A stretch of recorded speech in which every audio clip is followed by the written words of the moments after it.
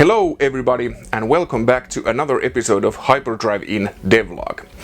In this episode I'm going to talk a little bit about games that have influenced me and which in turn have influenced Hyperdrive Inn. So let's get to it. I'm an adventure gamer by heart. I love those old school point and click adventure games, especially titles made by LucasArts and Sierra. Heck, I even wrote a book about classic adventure games a few years ago when I got to interview all the legends of the industry. Unfortunately, the book has been out of print for quite some time and it's available only in Finnish. Especially the Secret of Monkey Island games have had a huge impact on my life. I consider the second game of the series my favorite game of all time. It's just near perfect example of an adventure game done right. And who can forget the amazing sword fighting minigame from the first Monkey Island game? In my opinion, it's one of the greatest minigames ever seen in adventure games.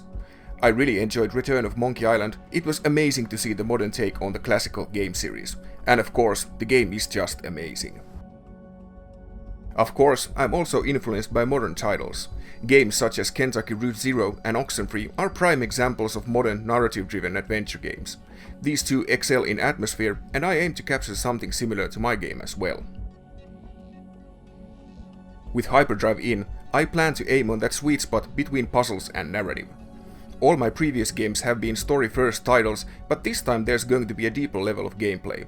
I try my best to avoid the tropes of the genre. I can promise that there won't be any sudden deaths or mazes. This week I've been working on one of the intro sequences of the game. Here we set up the stage, introduce the setting, and give the first few glimpses of the mystery the player is tasked to solve. Hyperdrive Inn is this massive hotel that has unexpectedly ceased all operations. The player's father is the manager of the hotel, but he has vanished into thin air, leaving a huge mess behind him. I think the short introductory sequence does a good job setting the stage for the adventure. As the game relies heavily on randomized content, I still need to make a few intro scenes more.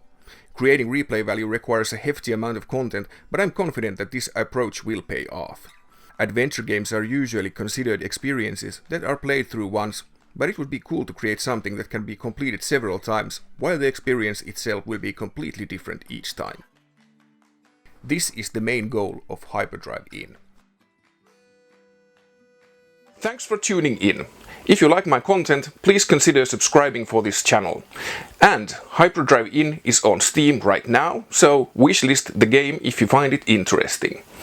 Until next time, I'll see you again. Bye bye! And as a quick reminder, go check out Local News with Rockslide.